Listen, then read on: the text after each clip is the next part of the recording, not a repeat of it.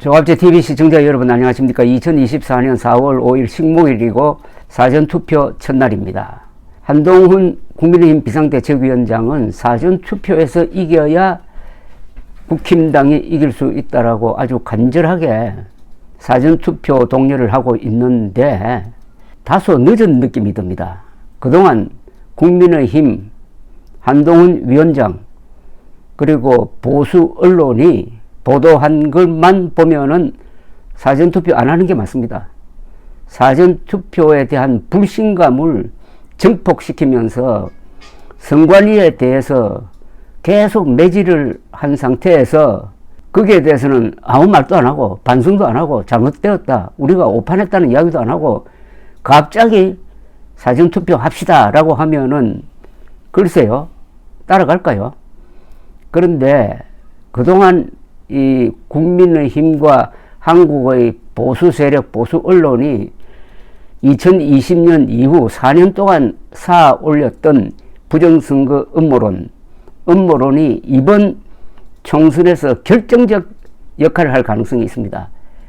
특히 지금 수도권에서 박빙 경합 지역이 많은데 여기서는 몇십 표로 당락이 결정될 수가 있습니다. 사전투표 하지 말자는 캠페인을 벌였던 음모론자들이 이번에도 계속 그 주장을 이어가고 있고, 그 중에 극렬분자는 사전투표소에 수십 개의 몰래카메라를 설치를 했다가 체포되었습니다. 그게 뭡니까? 총체적으로 보면은 사전투표 안 하는 게 좋다, 그럼 본투표만 하자, 말은 좋죠. 그러나 한번 생각해 보십시오. 집안에 무슨 급한 일이 있어가지고 본투표도 못하는 수가 생긴다 이거죠. 사전투표 이틀, 본투표 하루, 3일 중에 편한 날 골라서 하자는 게 저 민주당 쪽 사람들이고, 앞에 이틀은 하지 말고 그날만 하자라고 하는 사람들이 이 국힘당 지지자들이었고 음모론자들이었습니다. 근데 이게 결국은 국민의힘 지지자들의 투표율을 낮추는 방향으로 영향력이 미칠 수밖에 없고, 그게 대선이 아니고 총선일 경우에는 몇십 표, 수백 표의 영향을 줘가지고 당락을 바꿔놓는다 이거죠. 그동안 4년 동안 쌓았던 악업이 이번에 어떻게 결산되는지 한번 지켜보고 싶은 마음마저 생깁니다.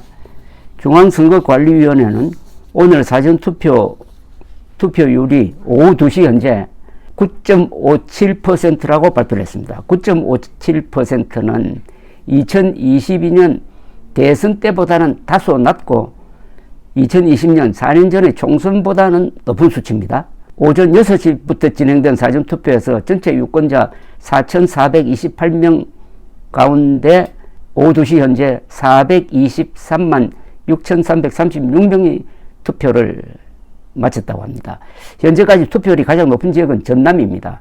15.40%, 이어 전북 13.53%, 광주 12.17%, 가장 낮은 곳은 대구 7.43%, 이어서 경기 8.48%, 울산 8.71%, 인천 8.78%, 대전 8.88%, 서울 투표율은 9.48%로 평균 수준입니다. 이번에 이 민주당 지지자들, 젊은 사람들, 이런 사람들이 사전투표를 많이 할 가능성이 있습니다.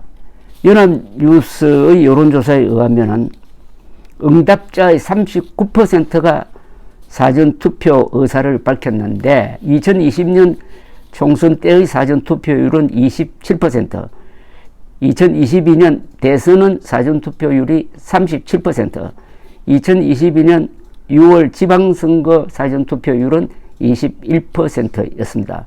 그런데 흥미로운 게 이런 겁니다.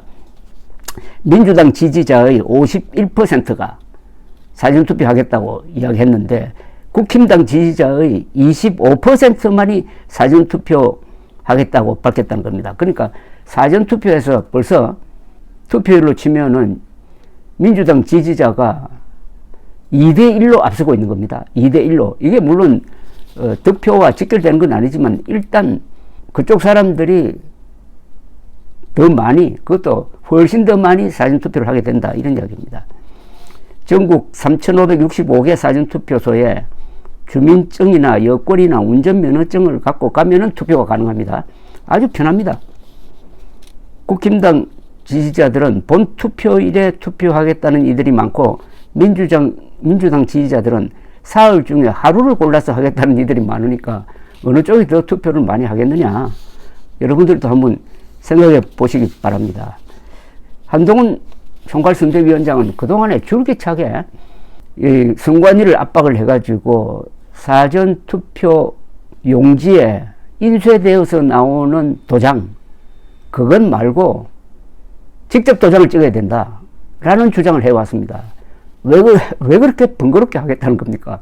이미 도장을 인쇄해서 그걸 프린트해가지고 나눠주는 것은 사전투표가 시행되면서부터 지속적으로 되어 왔던 것이고, 이게 법적으로 아무 문제가 없다는 것이 헌법재판소와 대법원 판례로 나왔는데도 불구하고 음모론자들이 주장한다고 해가지고 한동훈 위원장이 선관위를 향해서 집요하게 직접 도장 찍어야 한다는 주장을 했지만은, 선관위는 그렇게 하면은 이 선거 관리가 엉망이 되고 돈도 많이 들고 시간도 많이 든다고 해가지고 반대를 했습니다.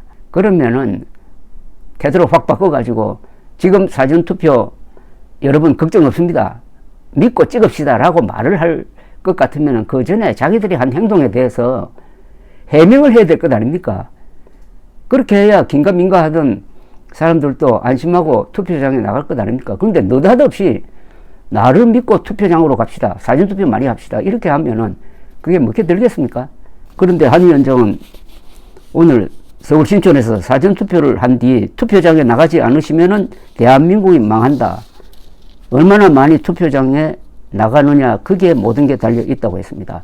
그럼 지금까지 사전투표 불신론을 키워가지고 대한민국이 망하는 방향으로 움직였다는 이야기인지, 한 위원장은 서대문구 신촌동 사전투표에서 투표를 마친 뒤 역대 최고의 사전투표로 법을 무시하고 국민 무시하는 사람들에게 법을 지키고 살아온 선량한 시민들의 위대한 힘을 보여주길 바란다고 했지만은 앞서 그런 해명을 하지 않으니까 좀 공허하게 들립니다.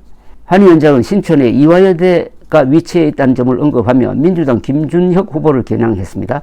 김 후보는 이대 총장을 지낸 김환란이 미군정 시기에 이화여대 학생들을 미 장교에게 성상납시켰다는 과거 유튜브 발언으로 지금 비판을 받고 있습니다. 한 위원장은 역대급 혐오 후보 아닌가라며 민주당은 김준혁을 끝까지 비호하고 있다.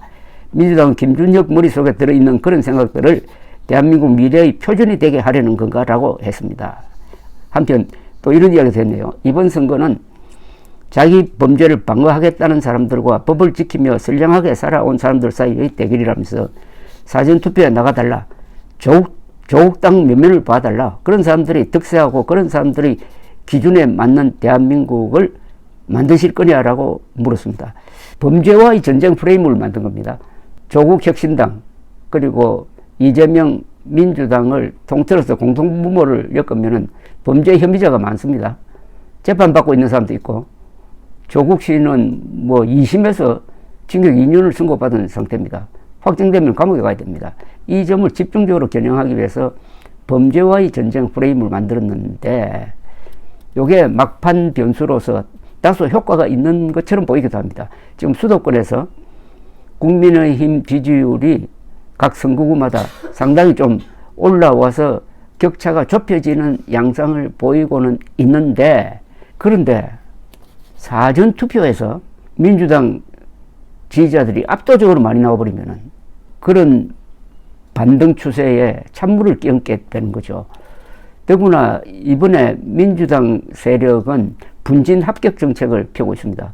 이재명과 조국이 손을 잡음으로써 공천 과정에서 소외되었던 문재인 세력까지 다 포괄해가지고 조국당은 비례투표, 민주당은 지역투표에 집중하고 하는, 그러나 마지막에 힘을 모을 때는 힘을 모으는 이른바 분진 합격 전략을 쓰면서 이 선거판을 완전히 바꿔놓았습니다.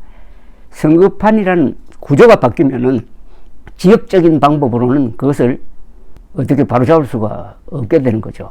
거기에 또 하나 큰 변수가 바로 사전투표 혐오론입니다. 국힘당 지지자들의 사전투표 불신론, 이게 이번 선거에 또 다른 아주 어두운 그림자를 드릴 것으로 생각이 됩니다.